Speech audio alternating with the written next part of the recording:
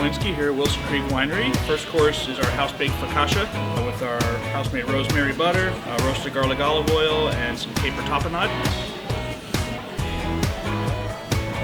Oh yeah. What a great way to start the meal. From there, you can move into your delicious pulled pork Cuban sandwich. House-made Cabernet vinegar pickles on there. Get a big bite here. This is actually a top seller.